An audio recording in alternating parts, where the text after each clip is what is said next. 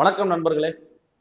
இன்னைக்கு நம்ம எதை பத்தி பார்க்க போறோம்னா, மெரினா நடந்த இந்த சோகமான சில விஷயங்கள். கோலாகலமா கொண்டாட்டமாக ஆரம்பிக்கப்பட்ட அந்த நிகழ்வானது கடைசியா முடியும் போது ரொம்ப ஏத்துக்க முடியாத கொடூரமான ஒரு சோகத்தை தான் அந்த நிகழ்வு நமக்கு கொடுத்துருக்கு. 5 பேர் உயிர் இழந்ததா சொல்றாங்க. அவங்களுக்கு வந்து தமிழ்நாடு அரசு வந்து 5 லட்சம் ரூபாய் நிவாரண நிதியும் அறிவிச்சிருக்காங்க.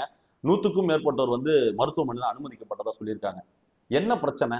எதுக்காக இவ்வளவு குளறுபடி? எதுக்காக இவ்வளோ பேர் வந்தாங்க? இதெல்லாம் வந்து கொஞ்சம் டீட்டெயிலாக நம்ம பார்க்க வேண்டியதா இருக்கு. எனக்கு என்ன வருத்தம்னா, கிட்டத்தட்ட ஒரு 10 லட்சத்திலிருந்து 15 லட்சம் பேர் வருவாங்கன்னு முன்கூட்டியே கணிக்கப்படுது. இத்தனை பேர் வருவாங்கன்ற ஒரு விஷயம் இருக்கதா முன்கூட்டியே அவங்க நம்ம சொல்லியிருக்கோன்றதெல்லாம் வேற தகவல்கள் வருது. இத்தனை பேர் வராங்கன்னும் போது என்ன பாதுகாப்பு ஏற்பாடுகள் நீங்க பண்ணீங்கன்ற ஒரு கேள்வி நிச்சயமா சாமானியனாக எல்லாருக்குமே தோணும். ஏன்னா குழந்தைகள்ல இருந்து, கர்ப்பிணி பெண்கள்ல இருந்து, வயதானவர்கள்ல இருந்து பல பேர் அந்த நிகழ்வுக்கு வருவாங்க. உங்களுக்கு நல்லாவே தெரியும். அப்படி தெரிந்தும் நீங்க வந்து என்ன முன்னெச்சரிக்கை ஏற்பாடு பண்ணீங்க? சாதாரண கார் ரேஸ் நடத்துவதற்கு நீங்க என்ன பண்ணீங்க? கடந்த 10 நாளா அவ்வளவு சேஃப்டி மெஷர்மெண்ட் நீங்க பாக்குறீங்க, ஆய்வு பண்ற துணை முதலமைச்சர் அவர்கள் போய் ஆய்வு பண்றாரு. இவ்வளவு விஷயம் நடக்கும் பொழுது ஒரு 10 லட்சம் பேர் கூட போற நிகழ்ச்சிக்கு என்ன ஒரு முன்னெச்சரிக்கையா நீங்க வேலைகள் பார்த்துருக்கணும்? எவ்வளவு விஷயங்கள் நீங்க பார்த்து பார்த்து பண்ணியிருக்கணும்? மக்கள் அரசாங்கத்தை பார்த்து தான் கேள்வி கேட்பாங்க. ஏன்னா அவங்க ஒரு கொண்டாட்ட மனநிலையோட ஒரு ஞாயிற்றுக்கிழமை குடும்பத்தோட போயிட்டு அதை பார்க்கலான்ற ஒரு ஆசையில எல்லாரும் வர்றது சகஜம்தான். நீங்க என்னென்ன ஏற்பாடுகள் பண்ணீங்கன்றதா இங்க ஒரு கேள்விக்குறியா இருக்கு. குடிநீர் வசதிகள் ஏற்படுத்தியிருந்தீங்களா? நாம பல விஷுவல்ஸ் நம்ம பாக்குறது என்னன்னா, அங்க குடிக்க தண்ணி இல்ல. பல பேரை பேட்டி கொடுக்கறத நம்ம பாக்குறோம். அது பார்க்கும்போது அவங்க சொல்றதெல்லாம் என்னன்னா, எங்களுக்கு வந்து நாங்க குடம் எடுத்துன்னு வந்ததும் எல்லாம் ஓகேங்க. வெயில் சொல்றாங்க. இருக்கு, வெயில் இருக்கு. நான் அதை கடந்து போக நான் விரும்பல. பட் அவங்க சொல்ற விஷயம் என்னன்னு பாத்தீங்கன்னா, எங்களுக்கு குடிக்க தண்ணி இல்லைன்றாங்க. இதை விட ஒரு கொடுமை வேற என்ன இருக்கு? குடிக்க தண்ணி இல்லாம தான் மயங்கி வீரதெல்லாம் நம்ம பார்க்க முடியுது. வயதானவங்க எல்லாம் குடிக்க தண்ணி இல்லாம லிட்டரலி அங்க மயங்கி வீரதை நம்ம பார்த்தோம். நீங்க எத்தனை லாரி அங்க கொண்டு வந்து நிறுத்திருந்தீங்க? குடிநீர் வசதிக்கு நீங்க ஏற்படுத்தியிருந்தீங்க. அதே மாதிரி வந்து இந்த டிராபிக் கண்ட்ரோல் பண்றதுக்கு பார்க்கிங் வசதிகள் முன்கூட்டியே ஏற்படுத்தி வச்சிருந்தீங்களா? இல்ல என்ட்ரி எக்ஸிட் இத்தனை பேர் வருவாங்கன்னா திட்டமிடல் இருந்ததான்ற ஒரு கேள்வி எல்லாம் இன்னைக்கு பல பத்திரிகையாளர்களாக இருக்கட்டும், பொதுமக்கள் அதை எடுத்து வைக்கிறது நம்மளால பார்க்க முடியுது.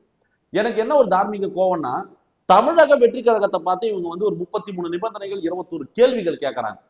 நீங்க என்னென்ன பண்ண போறீங்க? பார்க்கிங் என்ன வழி ஏற்படுத்த போறீங்க? சாப்பாட்டுக்கு என்ன பண்ண போறீங்க? எப்படி? சாப்பாட்டுக்கு என்ன ஏற்பாடு பண்ண போறீங்க? மேடையில எத்தனை பேர் உட்கார போறாங்க? விஐபிகளுக்கு என்ட்ரி இருக்கா?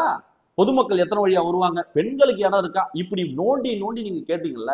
இப்படி கேட்ட கேள்விகள் வந்து ஒரு எங்களை பார்த்து கேட்ட கேள்விகள் ஒரு 5 கேள்வியை வந்து 5 நிபந்தனைகள் வந்து அந்த இடத்துல நீங்க இம்ப்ளிமெண்ட் பண்ணியிருந்தா இந்த சோகம் நடந்திருக்குமா? நீங்க இன்னைக்கு பணம் கொடுக்கலாம், என்ன வேணா கொடுக்கலாம். ஒரு உயிரை பணம் கொடுத்து வாங்க முடியுமா? இன்னைக்கு அந்த குடும்பத்துக்கு அது ஒரு மிகப்பெரிய இழப்பு தானே. எவ்வளவு மன வருத்தத்தை அவங்களுக்கு கொடுத்துருக்கும். சந்தோஷமா காலையில போனவர் வந்து மதியத்துக்கு மேல வந்து பிணமா வீட்டுக்கு வராருன்றது வந்து கொடுமையான ஒரு வலி. அதெல்லாம் அவங்க இடத்துல இருந்து யோசிக்கும் போது தான் அந்த வலி தெரியும். எனக்கு அதுதான் கோபம். இன்னைக்கு அதை எங்க தலைவர் வந்து ரொம்ப வருத்தத்தை அதை தெரிவிச்சிருந்தாரு. அவர் அறிக்கையும் விட்டிருந்தாரு. நினைத்திருந்தால் இந்த விஷயத்தை கையில் எடுத்துக்கிட்டு எங்கள் தலைவர் வந்து அரசியல் பண்ணியிருக்கலாம். ஆனா அது எதுவுமே பண்ணாம ரொம்ப மெச்சூரிட்டியா அரசியல் தெளிவோட அவர் வந்து அந்த விஷயத்தை அணுகியிருக்காரு. இது போல இனிமே நடக்காம நீங்க பாத்துங்க. பல பேர் நான் இது பண்றதை நான் பார்த்தேன் சோசியல் மீடியா வாயிலாக. பல பேர் குடும்பத்தை இழந்துட்டு காணாம போனதா வேற செய்திகள்லாம் வேற வந்துகிட்டு இருக்கு. இனி இந்த மாதிரி தவறுகள் நடக்காம தமிழக அரசு அதை சரி செய்யணுன்ற மாதிரிலாம் வந்து அவரோட வருத்தத்தை பதிவு பண்ணியிருந்தாரு. அந்த இறந்த குடும்பங்களுக்கு வந்து அவரோட ஆழ்ந்த இரங்கல்களையும் தெரிவிச்சிருந்தாரு. இதுவே வேற யாரா இருந்தாங்கன்னா இந்த விஷயத்தை எடுத்து வச்சுக்கிட்டு ஆளும் தரப்பை போட்டு பொழந்து எடுத்திருக்கலாம். அதுக்கான வாய்ப்புகள் அவ்வளவு இருந்தும் அவர் மெச்சூரிட்டியா இந்த விஷயத்தை ஹேண்டில் பண்ணது வரவேற்கத்தக்கது. இனி இந்த மாதிரி தவறுகள் நடக்காம பார்த்துக்கணும். இன்னும் நாட்கள், இன்னும் 2 மாதத்துல வந்து உங்களுக்கு பேரிடர், இந்த வெயில், இந்த புயல், மழை எல்லாம் வேற இருக்கு. இவங்க என்ன மழை, எத்தனை சென்டிமீட்டர் வந்தாலும் நாங்க தாங்கிறதுக்கு இன்ஃப்ராஸ்ட்ரக்சர் இருக்கு, நாங்க அதை பண்ணிட்டோம் இதை பண்ணிட்டோம்லாம் சொல்றாங்க. இப்போ சமீபமா வந்து நீங்க பாத்தீங்கன்னா இந்த வட மாநிலங்கள் எல்லாம் பாத்தீங்கன்னா இந்த டெல்லி மற்ற மாநிலங்கள்லாம் இந்த மழை புயல்லாம் வந்ததெல்லாம் நம்ம பார்த்தோம். அடிச்சுக்கிட்டு போச்சு, தத்தளிச்சுக்கிட்டு இருந்தது. புயல் மழை வெள்ளத்துல இந்த மணாலி இந்த மாதிரி சில இடங்கள்ல விஷுவல்ஸ் எல்லாம் நம்ம பார்த்தோம். அவ்வளவு மழை இங்க வந்து அதை விட இந்த டிசம்பர் வந்து என்ன மாதிரி காவு வாங்க போகுதுன்னு நினைச்சாலே நமக்கு பதட்டமா இருக்கு. அதற்கான முன்னெச்சரிக்கை ஏற்பாடுகள் இவங்க பண்ணியிருக்காங்களா, தூர் வாரி இருக்காங்களா, அதெல்லாம் என்னன்றதை இனிமேதான் பார்க்கணும். இனிமே இந்த மாதிரி ஒரு நிகழ்வுகள் நடக்காம பார்த்துக்கணும். எனக்கு ஒரு தனிப்பட்ட முறையில எனக்கு மிகப்பெரிய வருத்தம். அந்த விஷுவல்ஸ் அவங்க அழுவுறதுலாம் நம்மளால அதை பார்க்கவே முடியல. இனி இந்த மாதிரி தவறுகள் நடக்காம தமிழக அரசு இனி எல்லாமே ப்ராப்பரா செய்யணுன்றத இந்த இடத்துல ஒரு கோரிக்கையாவே நான் அவங்க வைக்கிறேன். இனி அடுத்த 20 நாள்ல வந்து தமிழக வெற்றி கழகத்தின் ஒரு மாநாடு நடக்க இருக்கிறது. இன்னும் கவனம் நமக்கு தேவை. இதை வந்து ஏதாச்சும் ஒரு சின்ன அசம்பாவிதம் நடந்தா கூட இப்போ இருக்கிற சோசியல் மீடியால பூதாகரமாக்கி காட்டுறதுக்கு அஞ்சவே மாட்டாங்க. அதனால இன்னும் கூடுதல் கவனத்தோட பாதுகாப்பு ஏற்பாடுகளை நம்ம இன்னும் கவனமா எடுத்துக்கணும்.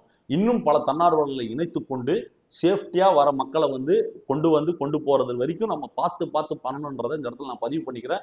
குறிப்பா பெண்கள், குழந்தைகள்லாம் நிச்சயமா மாநாட்டுக்கு வருவாங்க. குறிப்பா அவர்களுக்கு எந்த ஒரு தொந்தரவும் இல்லாம குடிநீர் வசதிகளை ஏற்படுத்தி கொடுத்து, உணவு வசதிகளை ஏற்படுத்தி கொடுத்து, அவங்கள திரும்ப வீட்டுக்கு அனுப்புற வரைக்கும் அதுக்கான சேஃப்டி மெஷர்மெண்ட்ஸ் எல்லாம் மக்கள் இயக்கத்தினர் செய்வாங்கன்ற நம்பிக்கை இருந்தாலும் மீண்டும் ஒரு கூடுதல் கவனம் வேண்டும் என்றதை நான் திரும்ப திரும்ப இந்த இடத்துல பதிவு பண்றேன். அந்த கவனத்தை நிச்சயமா நம் தோழர்கள் அதை எடுத்துக்கிட்டு சிறப்பா பண்ணுவாங்கன்ற நம்பிக்கை எனக்கு இருக்கு. இது ஒரு ஒரு முன்னெச்சரிக்கையா நம்ம எடுத்துக்க வேண்டியது கட்டாயம்ன்றதை இந்த இடத்துல நான் பதிவு பண்ணிக்க விரும்புறேன். அதே போல இப்ப இன்னும் ஒரு மாதத்துல பருவமழை தொடங்க இருக்கு. அதுக்காவது நீங்க அந்த பாதுகாப்பு ஏற்பாடுகளை பண்ணுங்க, தூர்வாருங்க. ஏரிகள், குளங்கள் எல்லாத்தையும் தூர்வாரி அந்த மழைநீர் வடிகால் வாரியம் எல்லாம் கரெக்டா இருக்கா, தண்ணி போறதுக்கான பாதைகள்லாம் கிளீனா இருக்கா, அதெல்லாம் நீங்க திரும்ப பாருங்க. மீடியா முன்னாடி நாங்க எப்பேற்பட்ட மழையா இருந்தாலும் சந்திப்போன்ற அந்த வீண் சவடால் விட்டு ஒரு பிரயோஜனமும் இல்லை. நாளைக்கு எந்த ஒரு கெட்ட பேர் வந்தாலும் அது உங்கள் அரசாங்கத்தை தான் பாதிக்கும்ன்றதை நான் இந்த இடத்துல நான் பதிவு பண்ணிக்க விரும்புறேன். மக்கள் நலன் பாதுகாப்பு தான் முக்கியம், அதற்கு பிறகுதான் அரசியல் என்பதை இந்த இடத்துல பதிவு பண்ணிக்க விரும்புறேன். மீண்டும் ஒரு வீடியோவோட உங்களை சந்திக்கிறேன். நன்றி, வணக்கம்.